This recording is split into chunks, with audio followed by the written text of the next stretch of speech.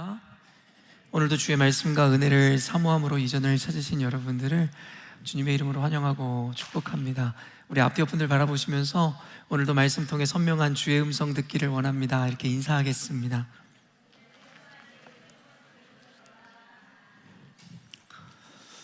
전사님께서 광고 중에 그 가나의 혼인잔치에 그 포도주를 전해주었던 그 종들의 이야기를 통해 그들은 알더라, 이 한 문장이 제게 주는 좀 어떤 의미와 은혜가 좀 있었던 특별한 순간이었다라는 생각이 드는데요. 종들은 알더라. 너무나 좀 이 추상적인 의미일지 모르겠지만 여러분은 알고 계십니까? 오늘날의 시대는 어떠한 결과를 너무 중요하게 여기는 시대인 것 같습니다. 결과는 늘 중요하죠. 그러나 지나치게 중요하게 가치를 부여하는 시대는 아닌가라는 생각을 합니다. 그러나 이 시대에 우리의 어떤 관념과는 다르게 성경은요, 결과보다 과정을 훨씬 중요하게 생각하는 책이라고 저는 생각합니다. 하나님께서 단순히 어떤 결과를 내기 위하셨다면 굳이 이 역사를, 이 과정을 이루어 가실 필요도 없으셨겠죠. 하나님께서는 그저 말씀 하나로 세상을 창조하신 분이십니다. 그가 어떠한 결말을, 어떠한 마지막을 하나님께서 자신의 의지로 단번에 그려내지 못하실 이유가 없음을 분명하게 우리에게 가르치는 것이죠. 그러나 하나님께서는 결과가 아닌 그 과정을 훨씬 중요하게 여기셨기에 어쩌면 이렇게 오랜 세월의 역사와 그 과정을 우리에게 살아내라고 우리에게 요구하셨는지도 모르겠다라는 겁니다.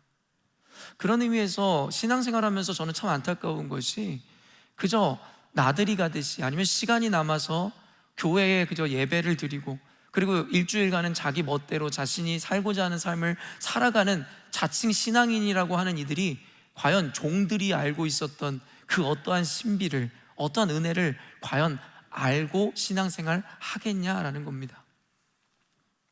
그 종들이 그 어떤 은혜를 발견하고 종들은 알았던 이 특권을 누릴 수 있었던 것은 그들이 예수님의 말씀에 순종하여 항아리에 물을 떠다주는 수고를 하였고, 그리고 그것을 마시는 이들이 그 물이 포도주로 바뀌었음을 인지하지도 못한 채로 좋은 포도주를 마시고 있노라고 어떻게 보면 칭찬하는 그 순간에 이 과정을 보내왔었던 종들만이 예수 그리스도를 통한 역사와 은혜가 이루어졌음을 알므로 그들에 대한 기록이 그 이후에 나오진 않지만 아마 이들은 평생 잊을 수 없는 그 예수님의 그 기적, 놀라움, 그 위대하심을 평생의 마음에 품을 수 있는 계기가 되었을 거라는 것이죠. 이런 이야기를 하는 이유가 저희 열린문교회는 비교적 다른 교회들보다 많은 제자 양육 프로그램들과 많은 이벤트들이 있습니다. 이 모든 것은 다른 무엇을 위해서가 아니에요. 물론 첫째는 하나님의 영광을 위해서이지만 둘째로는 여러분을 위해서이고, 여러분을 위해서 뭘 위해서였냐? 말 그대로 종들이 알았던 이 은혜를, 그 감격을 여러분도 알게 하기 위함이라는 겁니다. 교회가 어떤 일을 진행하고 아니면 교회에서 어떤 사역이 일어나든 전혀 자신은 관여하지도 않고 참여하지도 않고 그것에 대해서 삶의 영향도 없이 살아가다가 그냥 교회가 부흥하든 아니면 교회가 어떤 결과를 맞이하든 그것에 참여하는 이들이 과연 이 기쁨을, 이 은혜를, 그 하나님의 능력을 알겠냐라는 거예요. 그게 신앙생활일까요? 전혀 그렇지 않습니다. 아까도 얘기했지만 하나님은 결과를 우리에게 요구하시는 게 아니라 과정을 온전히 살아내라 말씀하시는 거예요. 우리가 투쟁하며 때로는 억울함 가운데서 때로는 우리가 열심을 다해서 전심으로 하나님과 그가 목적하신 어떤 것을 이루기 위해 전심을 다하는 그 모습의 그 과정을 원하신다는 겁니다. 우리 열린문교회는 이번에 여러분 오픈 더 바이블에만도 30명이 넘는 분들이 등록하시고 함께하고 계세요. 우리 교회 비율로 생각하면 30명이 결코 작은 인원이 아니라는 거 여러분 아시죠? 그들이 그 여느 누구보다 시간이 많아서 할 일이 없어서 그래서 참여하는 사람들이 아닙니다. 그들은 이 가치를 알기 때문이죠. 이 종들이 맛보았던, 이 종들이 알았던 그 어떤 것을 알았고 맛보았기 때문인 겁니다. 그래서 성경은요, 우리에게 이렇게 도전하는 거예요. 너희들이 맛보아 알지어다. 보네포 목사의 이야기를 제가 여러 번 여러분들에게 강조해서 이야기하지만 기독교는 종교가 아닙니다.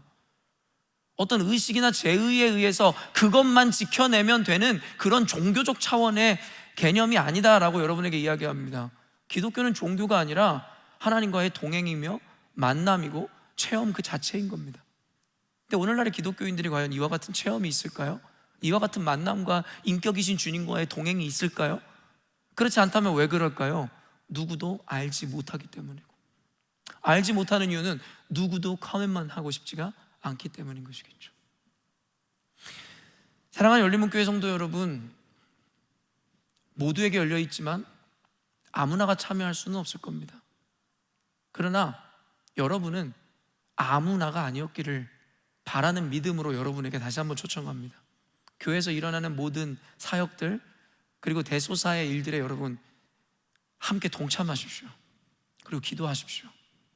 그때에 누리게 되어지는 결과, 부흥을 여러분도 같이 즐길 수 있을 것이지, 그렇지 않은 자들은 그 기쁨의 향연과 잔치가 일어날 때에 함께 할 수 없을 겁니다. 저는 가끔 그런 생각을 해요. 가끔 가다가 저는 프리미어 리그라든가 여러분 이런 유로컵 같은 이런 축구 경기들을 보는 것을 좋아했었는데요, 별들의 잔치라고 하잖아요. 그런데요, 예전에 박지성 선수가 열심을 다해가지고 그가 속해 있었던 맨체스터 유나이티드라는 팀을 결승까지 올린 적이 있었어요. 그런데 그 퍼거슨 경이 지금도 이야기하지만 그 결승전에 이 참여하는 스쿼드 가운데 정말 가장 공헌하였던 박지성을 후보조차도 놓지 않은 거예요. 그러니까 그것이 가장 뼈아픈 실책이었다라고 회고하기도 하는데요, 결국에는 결과가 어떻게 됐어요? 바르셀로나라는 팀한테 지고 말았죠. 그런데 저한테는 이것보다 더 충격적이었던 것은 그 다음 해쯤인가요? 마침내 박지성이 결승에 참여하지 못했을 때, 그때 우승을 했었나요? 어쨌든 제가 얘기하고 싶은 게 뭐냐면요, 자신은 그 스쿼드에 포함이 되어지지 않았는데 우승컵을 들어올리는 순간에 그 옆에 박지성이라든가 어떤 선수들이 그 잔치에 참여하는 모습을 보니까 저는 너무 안타까운 거예요.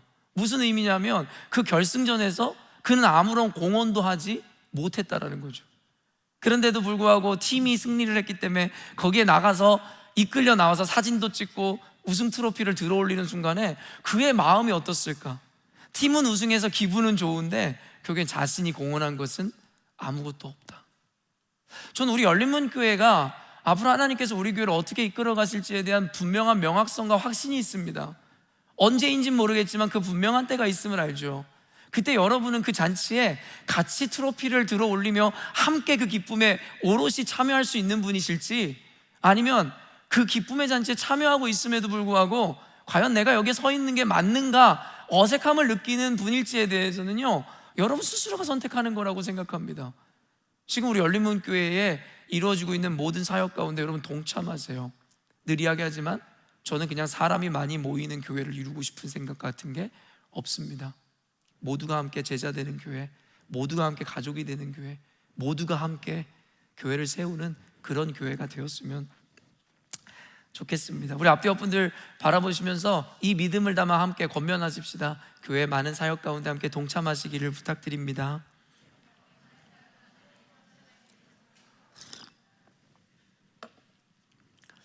오늘 설교의 제목은 하나님의 열심이거든요. 아마 우리 열린문교회를 출석하시는 분들은 양육 가운데 제가 하나님의 이 열심이라는 개념을 여러분에게 여러 번 소개했던 그 기억이 있을 거라는 생각을 합니다. 20년도 벌써 훨씬 전에요, 박영선 목사님이라는 분의 하나님의 열심이라는 이 책을 저는 처음 알게 되었거든요. 처음 이 책을 소개받았을 때에 저는 선뜻 그 책을 구매하지 않았어요. 원래 책을 읽는 것을 좋아하지도 않고, 저는 좀 그런 생각하거든요. 목사인데도 여러분 이상하게 생각할지 모르겠지만 기독교인들이 제발 신앙 서적만 읽지 말고 사회, 인문, 세상에 있는 많은 책들을 좀 읽으라는 것을 더 많이 권면합니다. 그때 당시에 소위 신앙 좋다는 이들은 천편일률적으로 모두가 막 신앙서적만 읽는 걸 보면서 저는 그 어린 나이에도 좀 안타까웠어요. 우리가 나아가야 될 곳은 세상이고 우리가 전해야 될 복음은 세상을 대상으로 하는데, 교회에 있는 소위 신앙 좋다는 리더십이 세상 사람들은 어떤 사고와 어떤 문화 가운데 살아가는지에 대해서는 이해하지 못하고 자기들만의 리그를 만들어서 신앙서적 가운데 자기들끼리 빠져서 신앙생활하는 걸 보면서 전 너무 안타까웠어요.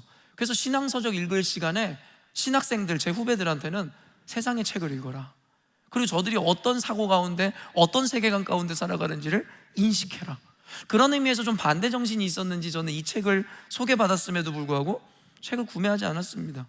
그리고 아마 이 책을 지금 제 책장에 꽂혀 있는데 이 책을 구매하는 데까지 걸린 시간은 그 이후로도 15년이 훌쩍 지나고 나서였음을 저는 알고 있죠.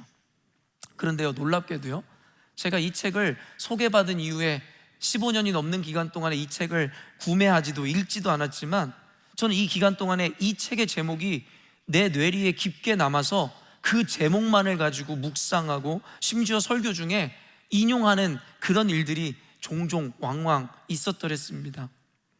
여전히도요, 저는 이 책을 완독하지 않았어요. 제 책장에 꽂혀 있는 책들을 제가 다 읽은 책들이라고 생각하지 마세요. 때로는 그냥 목차만 보기도 하고 때로는 그냥 이렇게 살펴보는 정도가 대부분일지도 모르겠습니다. 이 책은 여전히도 완독하지 못한 채로 남겨져 있는 책입니다. 그런데 마치 이미 모든 책의 내용을 읽고 완전히 이해한 것처럼 제 삶 가운데는 이 하나님의 열심이라는 개념이 내 목회와 삶에 깊이 뿌리 내리고 영향을 끼치고 있습니다. 저는 이 하나님의 열심이라는 제목만을 15년 넘게 묵상했던 것 같아요. 그리고 그것이 어떤 의미를 주는지를 저는 깊이 체험하였고 체화 가운데 있습니다. 이 책이 처음 쓰여졌었던 때가 언제냐면요, 1985년입니다.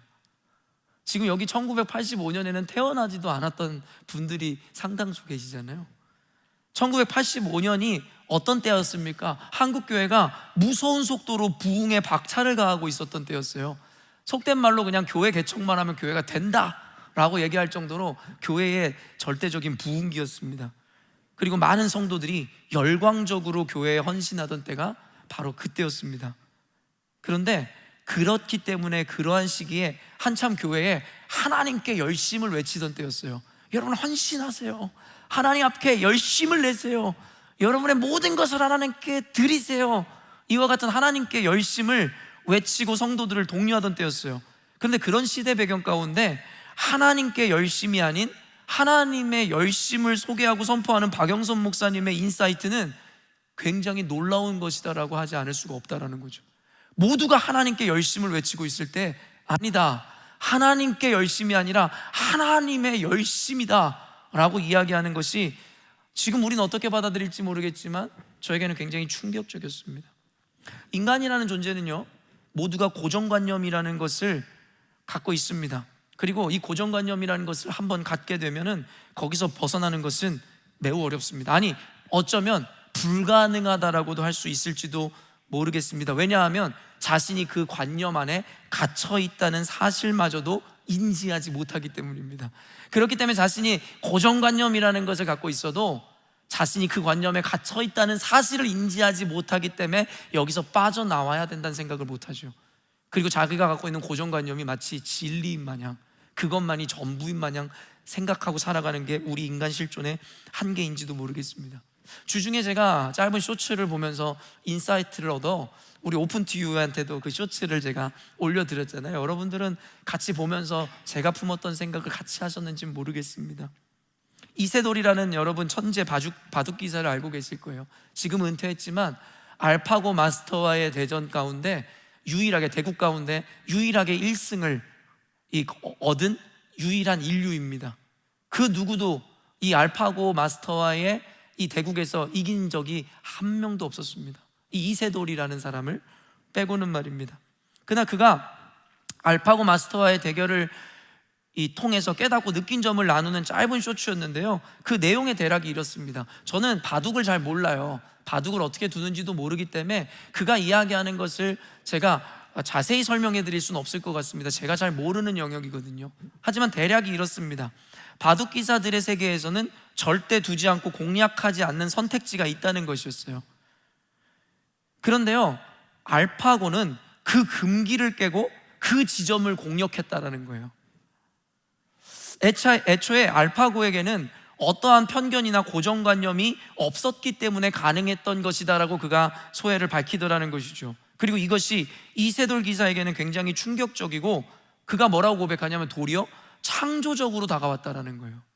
전혀 못 둘 수는 아닌데 그들에게는 금기되어 있었던 금기의 영역인데, 이 알파고 마스터는 모든 바둑 기사가 금기로 여겼던 그곳에 술을 두었다라는 것이 여러분 그에게는 도리어 창조적으로 여겨지더라는 거죠. 왜요? 자기에게, 아니 그때 당시에 모든 바둑 기사에게 있었던 고정관념을 깼었던 순간이기 때문이다라는 것입니다.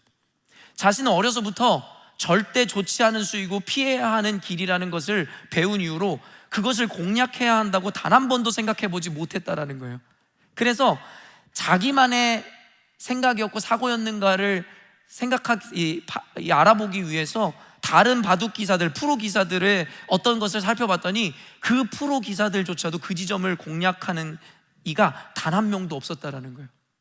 그러면서 그가 이야기하는 게 뭐냐면 인간의 고정관념이라는 것이 인간에게 미치는 절대적 영향력에 대해서, 그리고 인간은 그 한계를 절대 벗어나지 못한다는 이야기를 하면서 그가 내린 결론이 뭔지 아세요? AI에게 이 창조성을 배우고 이제는 AI와 함께 협업을 해야 된다는 결론을 내리더라는 것이죠. 저는 여기서 많은 인사이트를 얻음과 동시에 그런 생각이 들었어요. 사실 창조적이라는 말은 여러분 AI에게 어울리는 말이 아닙니다. 도리어 인간에게 부여된 신적인 은혜라고 할 수 있는 것이 바로 이 창조성이라는 것이죠. AI라는 것이 무엇입니까? 말 그대로 다타를 기반으로 하고 있는 시스템이에요. 즉 인간의 지능을 모방해 학습하고 추론, 문제 해결을 수행하는 기술이라고 우리는 이 AI를 정의할 수 있다는 거예요. 그렇기 때문에 AI는 창조적인 게 아니라요, 다타를 수집하고 인간의 어떠함을 모방한 존재일 수밖에 없다라는 거예요. 그런데 AI를 창조적이라고 이야기하는 이 이세돌 기사의 핵심이 무엇인 줄 아십니까?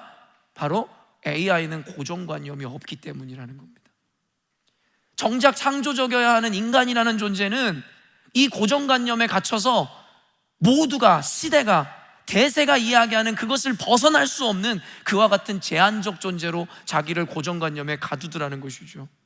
전 요즘에 오픈투유나 몇몇 지체들과 나누면서 저는 이것을 기독교라는 개념 안에서 우리가 어려서부터 신앙생활 해오면서 사실 우리 안에 이와 같은 고정관념과 의미와 이유와 가치도 알지 못한 채로 그냥 이거는 피해야 되고 이거는 해야 된다라는 그와 같은 기계적인 방식으로 신앙생활 해왔던 관념들이 얼마나 많은지에 대해서 요즘에 여러분들에게 제가 계속해서 돌을 던지고 자꾸 여러분들에게 자극을 하는 어떠한 그런 시간들을 저 스스로가 갖고 있습니다. 요즘에 저희가 기초 세미나를 통해서 기독교 역사를 여러분 우리가 펼쳐서 보고 있거든요. 어떤 이들은 너무나 졸린 시간이기도 하고 힘들기도 하고 도무지 이해되지도 않고, 그래서 이런 걸 굳이 우리가 왜 배워야 하는지, 이거는 목회자들만 알면 되지 굳이 평신도들도 알아야 되는지에 대해 의문을 품는 이들이 있을지 모르겠습니다. 사랑하는 성도 여러분, 그것이 얼마나 어리석은 생각인지 여러분 스스로가 살펴야 됩니다. 다시 중세에 부패했었던 로마 카톨릭으로 돌아가자고 하는 것과 똑같은 이야기입니다. 아무것도 알지 못한 채로 그저 시대가, 교회가 가르치는 관념과 형식에 갇혀서 나는 고작 그것만 하면 된다, 그러면 좋은 신앙이다라는 착각과 자기속임에 빠지고 싶은 그와 같은 충동을 이야기하는 겁니다. 왜 우리가 주일 성수를 해야 하는지, 왜 오직 예수여야만 하는지, 우리가 하는 헌신이 어떤 의미와 가치를 갖는지 우리는 그것에 대한 의미와 당위와 목적을 알지도 못한 채로 그냥 그래야 하니까, 어쩌면 교회가 만들어낸 고정관념 안에서 그 일을 행해 오다 보니까 위기와 풍랑, 어려움을 만나면 여지없이 뿌리가 얕아 뽑혀 날아가는 겁니다. 신앙이 좋은 줄 알았는데 위기라든가 상황의 변화가 일어나니까 저항 한번 해보지 못하고 무너지는 신앙인들, 청년들을 저는 너무나 많이 보았습니다. 이유가 뭔지 아세요? 무식해서 그렇습니다. 지금까지 형식은 있었는데, 모양은 있었는데 그 의미와 가치도 모른 채로 그냥 기계적으로 따라왔었고 고정관념에 갇혀 신앙생활을 해왔기 때문입니다. 누구도 좋은 신앙인이라고 이야기할 수 없는 것이죠. 우리는 그 목적과 당위와 가치를 알 때 비로소 생명을 걸고 주님을 섬길 수 있는 겁니다. 그때 비로소 어떤 것과도 타협하지 않고 오직 예수를 외칠 수 있다라는 것입니다. 그렇기 때문에 여러분 힘들지만 배우기를 힘쓰시고 역사 혹은 그 배움을 통해서 여러분이 이루어야 하는 것은 무엇이냐면, 여러분이 시대와 대세, 오늘날의 교회들이 이야기하는 것으로 인해서 만들어진 그 고정관념을 탈피하여 하나님이 진짜 여러분에게 원하시는 그 신앙이라는 것, 그리고 신앙인의 삶을 살아내는 것, 그게 우리들의 하나의 신앙 생활의 목적이어야 할 것이다라고 생각하죠. 생각해보면 종교개혁이든 혹은 새 시대를 이끌었던 리더들은 늘 이 고정관념을 넘어 시대의 벽을 뛰어넘는 사고나 개념을 가지고 있었던 듯합니다. 여러분, 시대의 어떤 영웅처럼 남겨져 있는 위인들의 전기를 읽어보세요. 그들은 늘 단골 메뉴처럼 나오는 게 있어요. 제가 늘 여러분에게 얘기했잖아요. 가난했지만 저희 부모님은 저와 같은 위인대라고 위인 전집을 사주셨더랬어요. 어렸을 때 아무 책은 안 읽었지만 그래도 그 책들, 이순신 장군이든 신사임당이든 여러분 에디슨이든 이런 이들의 책을 어렸을 때부터 저는 읽었습니다. 그러면서 내용이 다 기억나지도 않지만 지금 성인이 된 지금 저에게 영향을 끼쳤던 한 가지가 뭔지 아세요? 그들의 어린 시절에 그 시대를 풍미하고 살아갔던 그 어떤 이들도 이들의 비범함을 알아보지 못했다라는 겁니다.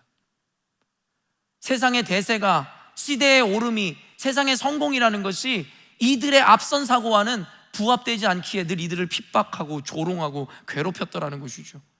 그러나 이들은 굴하지 않고 그 세상의 고정관념에서 벗어나 자기가 알고 있는, 깨달았던 그것을 세상에 소개할 때에 결국엔 시대를, 세상을 선도하는 위인이 되더라는 것이죠.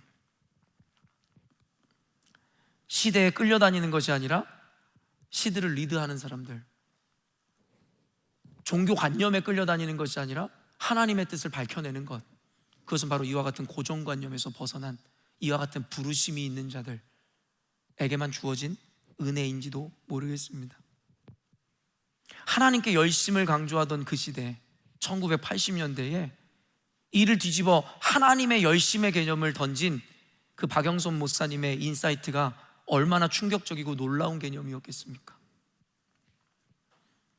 요 근래 다시금 이와 같은 내용을 접하고 묵상하며 저 스스로에게 묻는 것 같아요. 목회자로서 나름 신앙생활에 박차를 가하고 열심을 가하고 있는 저에게 저 스스로에게 물었던 것 같아요. 뭐라고 물었냐면, 두영아, 너는 하나님께 열심을 내고 있니? 아니면 하나님의 열심을 신뢰하며 살아가고 있니? 저는 이 질문을 저에게뿐만 아니라 우리 열린문교회 성도, 아니 비교적 신앙을 정말 진지하게 대하고 있는 이들에게 묻고 싶습니다. 여러분의 그 헌신은 하나님께 열심이십니까? 아니면 하나님의 열심을 신뢰하는 이 믿음 안에서의 열심이십니까? 신앙인에게 이 두 가지 개념은 모두 아주 중요합니다. 어떤 것은 버리고 어떤 것은 선택하라는 의미에서 이와 같은 설교를 하는 게 아닙니다. 그리고 성경은 이 두 가지 개념 모두를 우리에게 강조하죠. 우리는 하나님의 열심을 믿을 뿐만 아니라 하나님께 열심을 내는 헌신과 순종으로 나아가야 되니까 말입니다. 그러나 이게 중요한 포인트입니다. 분명한 것은 순서가 있다는 겁니다.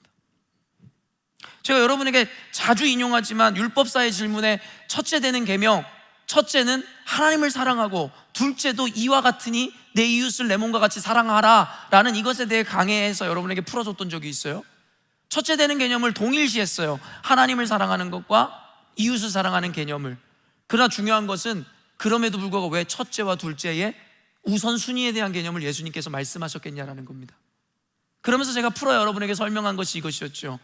하나님을 먼저 사랑하는 자들에게는 필연적으로 이웃을 사랑하는 열매가 맺어질 수밖에 없는 것인데, 순서를 어기고 이웃, 인류의 인간을 사랑한다고 하여 하나님을 사랑하는 것은 아니다라는 개념을 여러분에게 설명했죠.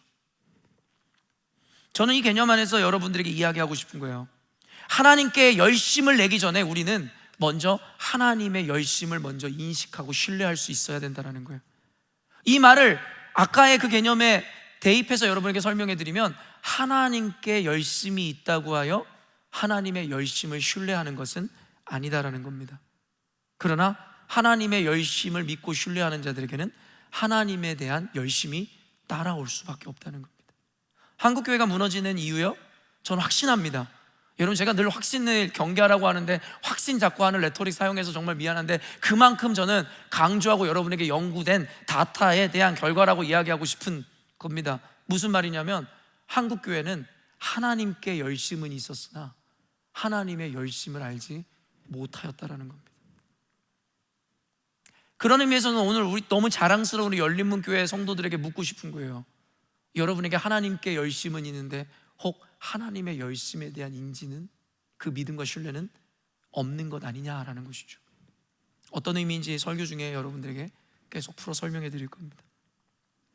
예전에 한 형제와 공동사역을 진행했던 적이 있었습니다. 진짜 아무것도 없는 20대의 나이에 마음에 그냥 뜨거운 열정만 해가지고 지역 교회들, 로컬 교회들의 찬양팀들을 모아서 연합 집회를 이루고, 그 안에서 저쪽 강남에서 이루어졌던 예수전도단이나 이런 찬양 집회의 붐을 제가 있었던 강북에서도 일으켜보자, 말 그대로 별것 해보지도 못한 채로 어떻게 보면 사라졌었던 그와 같은 사역이었는지 모르겠습니다.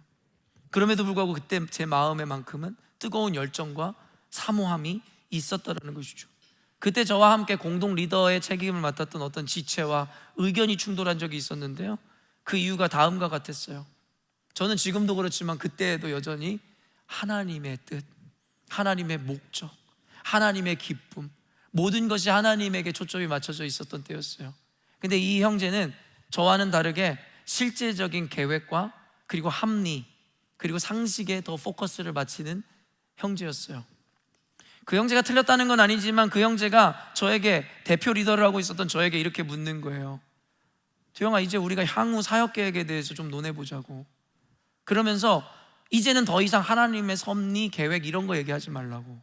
무슨 말이냐면 네 말대로 하나님의 섭리와 계획 그리고 인도하심은 전제하고 우리는 그 다음 우리의 계획에 대해 논해보자라는 이야기를 하는 거예요. 여러분, 얼핏 보면 굉장히 좋은 신앙적 태도라고 생각하는 분들이 계실지 모르겠어요. 왜냐면 무시한 게 아니라 하나님의 섭리, 역사는 전제했으니까. 그리고 이제는 우리가 할 수 있는 그 열심에 대해서 논해보자라는 말이 많은 분들이 취하고 있는 태도일 수도 있고, 여러분들은 맞아, 그게 맞는 말 아닌가라는 생각을 해볼 수도 있는 것 같습니다. 그런데요, 얼핏 보면 굉장히 좋은 신앙적 태도인 것 같지만 사실 이를 조금만 잘못 적용하거나 여기 종이 한 장의 차이로 어떤 개념이 될 수 있는 줄 아세요? 하나님의 존재에 대한 전제는, 그가 말하는 전제라는 것은 도리어 하나님은 제쳐두고라는 인식이 될 수 있다는 겁니다. 전 오늘날의 목회자들, 오늘날의 성도들이 삶을 계획하고 교회의 어떤 사역을 진행하면서 이와 같은 태도로 나아가는 분들을 너무 많이 봤어요. 하나님의 섭리, 주권, 역사, 오케이, 누가 그거 부정한데? 그런데 그거는 전제하고, 다른 말로는 그건 제쳐두고 우리가 할 수 있는 열심과 노력에 대해 얘기해보자고, 계획에 대해 얘기해보자고. 인본화되어 있는 오늘날의 세계에는 이게 훨씬 더 합리화되어 있는 교회 목회이고 신앙이라고 생각할지 모르겠습니다. 저는 그러나 그 형제에게 묻고 싶었고, 이런 사고를 갖고 있는 성도들에게 묻고 싶었습니다. 당신은 진짜 정말로 하나님의 주권과 섭리 그리고 그의 개입하심과 인도하심을 전제하였습니까? 전제하였습니까? 전제한 것이 아니라 전제한다는 말로 그를 방치하고 그를 제쳐두고선 살아가는 것은 아닙니까? 우리는 이와 같은 오류를 범하며 신앙생활하고 있는지도 모르겠어요. 하나님의 역사는 당연한 것이라고 이야기하면서도 그의 섭리와 주권적 개입에는 솔직히 관심도 없고 그저 우리의 상식과 계획 그리고 열심에만 혈안이 되어 지금까지 신앙생활하고 있는지도 모르겠다라는 이야기입니다. 그래서 저는 리더들에게 이번 토요일 리더 모임에서 이런 이야기를 했어요. 회의는 짧게, 기도는 길게. 여러분, 이 이야기가 우리의 계획이나 열심은 무의미하다는 것을 강조하기 위해 이와 같은 이야기를 한 것이 아니라는 것을 분명히 여러분에게 밝히고 싶습니다. 저는 우리가 어떠한 상식적인 계획과 상식적인 노력과 열심을 내기 이전에 먼저 우리가 하나님의 뜻을 묻고 그의 생각을 그리고 그의 섭리를, 그의 주권적 역사를 우선순위에 두는 것이 훨씬 중요하다는 이야기를 하는 겁니다. 회의를 짧게 하라고 했다고 회의는 5분 하고 기도만 몇 시간 하면 된다? 이런 이야기가 아닙니다. 때로는 회의는 3시간 하고 기도는 1시간 해야 되는 순간이 있을 수도 있겠죠.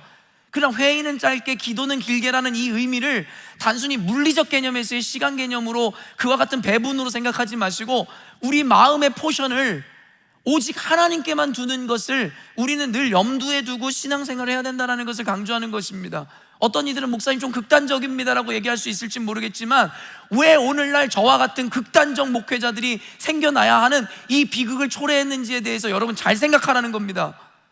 어느 순간인가 하나님의 주권, 하나님의 포션, 하나님의 열심에 대해서는 잊어버린 채로 우리 인간 중심적이고 우리의 열심과 계획과 상식에 빠져버려 오늘날의 교회는 하나님이 이끄시는 것이 아니라 교회의 리더들과 사람들의 계획과 상식이 이끄는 교회가 되어버렸으니, 이때에 아더 핑크가 이야기하듯이 저와 같이 극단적으로 하나님의 주권과 열심을 논하는 것이 무너진 이 시대의 균형을 맞추는데 훨씬 이롭지 않겠습니까? 저도 여러분에게 하나님께 열심이라는 것을 더 강조하여 설교하고 싶습니다.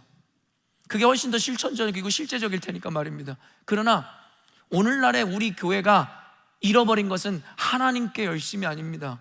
바로 이 하나님의 열심에 대한 인식과 신뢰를 잃어버렸으니 저는 이렇게 목소리를 낼 수밖에 없는 겁니다. 우리의 철저한 계획과 열심이 결과를 만드는 것 같죠? 여러분의 철저한 계획과 시장조사, 그리고 여러분의 스트래티지, 그게 오늘날의 여러분의 결과를 만들어낸 것 같죠? 그러나 실상은 하나님께서 개입하시고 우리를 위해 일하고 계심을 먼저 알아야 된다는 겁니다. 그리고 우리가 주와 함께 온전한 목적과 목표를 설정하고 신뢰하며 나아갈 때에 일을 이루기 위해 필요한 모든 인력과 상황, 그리고 결과를 하나님이 허락하시는 겁니다. 여러분, 이 원리를 여러분들에게 계속 지금까지 가르쳐 왔지만 깨닫는 분이 많지 않은 것 같아요. 그리스도인의 경제관도 마찬가지예요. 우리는 돈을 쫓는 자들이 아닙니다. 성공을 쫓는 자들이 아닙니다. 우리는 목표와 방향을 옳게 잡았을 뿐인데 성공과 그 물질이 따라오는 겁니다. 같이 성공했다 할지라도 이루어낸 결과의 퀄리티는 전혀 다릅니다. 돈에 집착하며 성공에 목말라 그와 같은 삶을 살다가 성공한 자와 오직 주님의 목적과 주님을 신뢰함으로 나아가며 그와 같은 것을 이룬 자들의 퀄리티와 삶의 깊이는 전혀 다를 수밖에 없죠. 저 우리 열린문교회가 가난했으면 좋겠다는 이야기가 아닙니다. 저 우리 열린문교회가 무엇을 먼저 집중하고 바라봐야 하는지에 대해서 먼저 분명히 인식하고 신뢰하는 신앙인이 되기를 원하는 것이죠. 교회는 뒷전에 두고 하나님에 대해서는 아무런 인식도 없는 채로 내 인생과 내 비즈니스, 내 가족의 안위와 성공을 위해 혈안되어 있는 삶을 살아가고 계신 분들이 혹 우리 공동체 가운데 계시다면, 여러분은 성공한 비즈니스맨, 성공한 남편, 성공한 아빠는 될 수 있을지 모르겠습니다. 그러나 분명하게 얘기해 드리지만 여러분은 성공한 신앙인은 아닐 겁니다. 모든 것을 얻고 작은 것을 잃어버린 것이다라고 생각할지 모르겠어요. 그래서 교회를, 신앙을 희생시키는지 모르겠지만 여러분에게 뒤집어 말씀드리겠습니다. 여러분은 작은 것을 얻고 대부분을 잃어버린 삶을 살고 있는 겁니다. 천하를 얻고도 생명을 잃어버리면 그게 무슨 의미가 있겠느냐라고 말씀하셨던 그 말씀을 기억하십시오. 여러분은 신앙인이십니까? 아니면 그냥 세상에서 성공을 추구하며 살아가는 그저 일반 세상의 사람들과 동일한 존재이십니까? 그것에 대해서 먼저 우리는 분명하게 규정하고 열심을 내든 최선의 삶을 살든 해야 되지 않겠습니까? 그 질문을 여러분에게 요즘에 요 근래 계속 던지고 있는 겁니다. 전 요즘에 교회에서 진행되어지고 있는 일련의 과정을 보며 이 의미가 더욱 마음 깊이 다가오고 이해되는 거예요. 모든 것이 순조롭게, 모든 것이 전혀 예상치 못한 대로 흘러가고 이루어지는 일을 보면서 그 과정 가운데 열심을 내고 계획을 세우고 정말 필요한 이들을 하나님께서 붙여주시고, 여러분 그들의 수고와 노고, 헌신 알고 있습니다. 그러나 그것 때문에 이루어지는 것일까요? 전 그렇게 생각해 본 적 단 한 번도 없습니다. 그러다 보니 저에게 주어지는 마음이 뭔지 아세요? 결과와 관계없는 평안입니다. 사람들은 목회자인 저를 걱정하지만 저는 성도들을 걱정합니다. 성도 여러분, 저를 걱정하지 마세요. 저는 진짜 평안하거든요. 저는 결과 때문에 좌지우지되는 삶, 그와 같은 인생 포기하고 그리고 그것을 거절한 지 너무 오랜 삶을 살아왔어요. 저에게는요 그런 것이 조금의 조바심도 없어요. 그냥 내가 있는 자리에서 내 역할을 다하고 최선을 다할 뿐인 것이겠죠. 그게 바로 이 믿음이 있는 자들과 없는 자들의 차이입니다. 같은 열심은 있으나 마음에 맺혀지는 열매가 다르다는 것이죠. 1절 말씀 한번 읽어볼게요. 여호와께서 집을 세우지 아니하시면 세우는 자의 수고가 헛되며 여호와께서 성을 지키지 아니하시면 파수꾼의 깨어 있음이 헛되도다. 여러분, 이 말씀을 읽으면서 우리의 수고나 헌신, 하나님께 대한 열심이 헛되고 의미 없다는 이야기를 하기 위해서 이 구절을 우리에게 허락하시는 것일까요? 여러분, 혹시 그렇게 1차원적으로 받아들이는 분은 여기 안 계시겠죠? 우리가 잘 알고 있듯이 하나님은 세상을 말씀으로 창조하신 분이에요. 그리고 이 역사 가운데 이루어지는 모든 것을 알고 계시며 또한 그가 계획하신 모든 것을 이루시는 전능하신 하나님이십니다. 여러분, 믿으십니까? 여러분, 진짜 믿으시죠? 그런 하나님께서요, 굳이 신적 작정에 의해 하나님 당신의 일을 이루려 하심에 굳이 저와 여러분같이 어리석고 연약한 인간을 동역자로 삼으신 거예요. 어떠한 효율도 어떠한 계획도 없어요. 차라리 우리가 말하는 상식과 효율을 따졌다면 하나님께서 저와 여러분 같은 죄인과 어리석은 우리를 동역자로 삼으실 이유가 뭐가 있어요? 우리 같은 사람을 뭐하러 하나님께서 빌더로, 우리 같은 사람을 뭐하러 파수꾼으로, 왓츠맨으로 뭐하러 세우시냐는 거야. 하나님은 졸지도 주무시지도 않는 분이시고 모든 것을 보고 계시고 말씀으로 역사를 창조하시는 분이신데요, 이게 신비입니다. 우리의 합리로는 도무지 이해할 수 없어요. 예수님의 사랑과 똑같은 겁니다. 그냥 당신의 작정이세요. 이걸 우리는 신적 작정이라고 얘기하는 겁니다. 굳이 그럴 이유도 없고 단순히 일의 효율을 원하셨다면 홀로 일하시는 것이 나으셨을 텐데, 그런 하나님의 생각은 우리의 생각과 달라서 우리를 당신의 영광의 날에 같이 참여하게 하기 위해서 우리에게 기회를 주신 겁니다. 하나님의 때, 어떤 이들은 요즘에 시드니에도 그런 집단이 있다는데 9월 23일 날 휴거가 일어나니까 자기 신앙 점검을 하고, 옛날에 다미성교회나 이런 것처럼 요즘에 그런 집단들이 있다 그러더라고요. 여러분, 혹시 들어보셨어요? 이제 9월 23일이면 이제 한 달 조금 넘게 남았는데 여러분 지금 빨리 준비하세요. 이제 이 지구의 종말이 옵니다. 여러분, 그런 정신 나간 집단들에 대해서 이야기하고 싶지도 않지만 분명한 것은 그때는 옵니다. 그들이 이야기하는 것처럼 노스트라다무스가 2000년이고 다미성교회가 밀레니엄이고 뭘 얘기하고 이런 것들은 정말 다 헛소리고 집어치워야 되는 이야기지만 분명한 것은 그날은 온다는 거죠. 근데 하나님께서 우리에게 왜 시간을 주셨을까요? 반드시 올 날인데 기회를 주는 거죠. 그 기회는 뭔지 아세요? 그 영광의 날에 우리가 참여할 수 있도록, 아까 제가 서원에도 밝혔지만 열린문교회 가운데 언젠가 이루어질 그 하나님의 이전과는 비교할 수 없는 영광의 날이 왔을 때 우리가 트로피를 뭔가 부끄럽게 드는 자들이 아니라 함께 들어 올릴 수 있는 자들, 그 영광을 누리게 하기 위해서 하나님은 지금 이 시간에 이 역사 가운데 저와 여러분에게 기회를 주는 거예요. 얘들아, 그날은 반드시 올 거거든. 그런데 나는 너희들이 그곳에 같이 기꺼이 즐거움으로 동참하는 자들이 되기를 원해. 그게 바로 우리가 신앙생활하고 지금까지 살아가는 유일한 의미이고 목적입니다. 늘 이야기하지만 예수 믿어 구원을 이루는 것이 최종 우리의 목적이라면 지금 죽는 게 제일 좋다고 얘기했어요. 우리가 살아갈수록 쌓이는 건 죄입니다. 저와 여러분이 아무리 거룩을 향해 외치고 나아가도 우리가 살면 살수록 죄밖에 더 집니까? 어쩌면 지금 오늘 이 순간이 예수님 앞에 가장 정결하고 깨끗한 신앙을 갖는 순간인지도 몰라요. 근데 주님은 그걸 원하시지 않았어요. 결과가 아니라 과정을 주님이 원하셨기 때문이다라는 것이죠. 그렇기에 이와 같은 의미에서 우리는 역으로 열심과 최선을 다해 우리에게 맡겨진 사명을 감당해야 합니다. 그렇죠? 우리에게 맡겨진 사명을 감당하고 열심을 내 순종해야 됩니다. 주님이 우리를 동역자로 부르셨기 때문입니다. 그러나 이와 같은 열심과 최선의 가치를 인정하고 드러내기 전에 우리가 먼저 선행하여 인정해야 될 것이 있는데 그것이 전부가 아님을 알아야 된다는 겁니다. 열심과 최선을 다하지 말라는 게 아니라 그게 전부가 아니라는 것이죠. 그리고 전부가 아닐 뿐만 아니라 가장 중요한 요소가 아님을 성경은 힘써 강조하는데요, 시편 46편 10절 말씀입니다. 이르시기를 너희는 가만히 있어 내가 하나님됨을 알지어다. 내가 문나라 중에서 높임을 받으리라. 내가 세계 중에서 높임을 받으리라 하시도다. 너희는 가만히 있어 내가 하나님됨을 알지어다.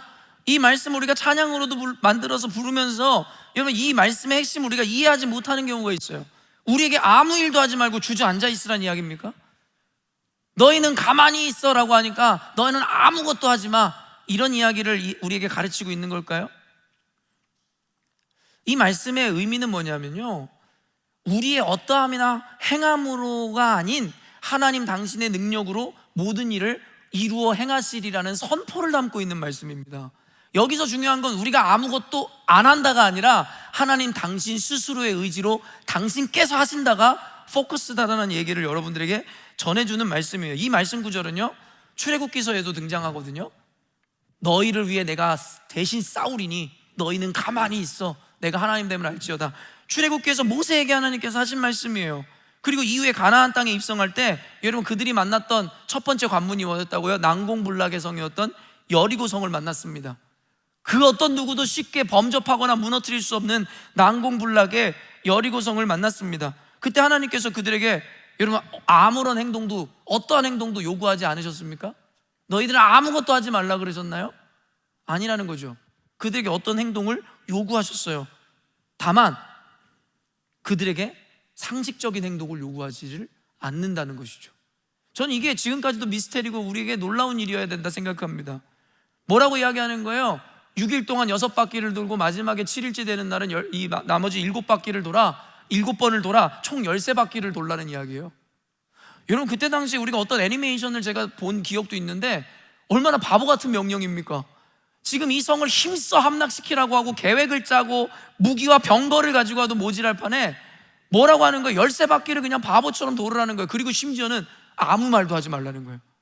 그럼 우리가 뭐라도 자꾸 떠들고 시끄럽게 해야 그 안에 있는 균열이 일어나서 성이 무너질 확률이라도 있지 않을까요? 근데 아무 말도 하지 말라는 거예요. 그 침묵의 기간 동안에 하나님께서 그들에게 요구하셨던 건 뭘까요? 성을 돌면서 그곳에 있는 이민족들의 조롱과 하나님을 알지 못하는 자들의 조롱 가운데서도 침묵하여 하나님을 순종하고 믿음으로 하나님이 이루시리를 바라보라, 그걸 훈련시킨 거 아닐까요? 그리고 여리고성이 마침내 무너졌을 때에도 너네들이 한 것이 아니라 내가 한 것이다라는 것을 분명히 보여주기 위해서 하나님께서는 이와 같은 역설적 행동을 그들에게 요구하신 거 아니겠냐라는 거예요. 그리고 그 13번을 돌기를 마치고 마지막에 힘차게 함성과 나팔을 불러 하셨어요. 그리고 여리고성은 무너졌습니다. 여리고성은 무너졌습니다. 여러분, 그들이 아무것도 하지 않았습니까? 아닙니다. 무언가는 했습니다. 그러나 성을 무너뜨리기 위해 그들이 한 행동이 유의미했습니까? 그렇지 않았다라는 겁니다. 이 의미와 개념을 여러분이 이해하시라는 겁니다.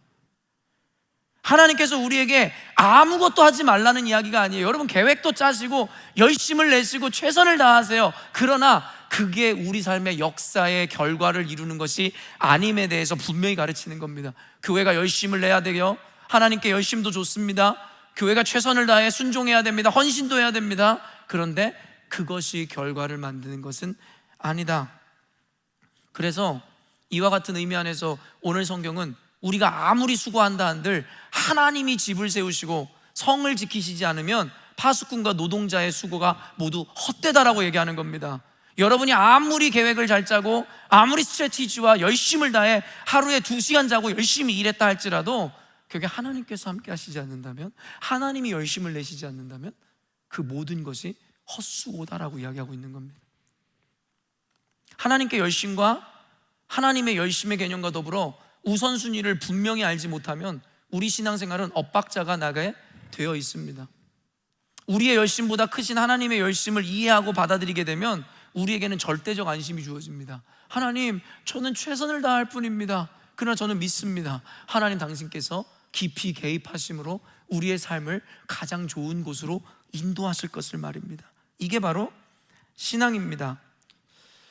하나님의 뜻을 이룸에 있어 우리의 열심은 필요하지만 우리의 열심에 따라 하나님의 뜻이 결정되는 것은 아니기에 우리는 최선은 다하되 두려움이나 조바심이 사라지게 되는 것입니다.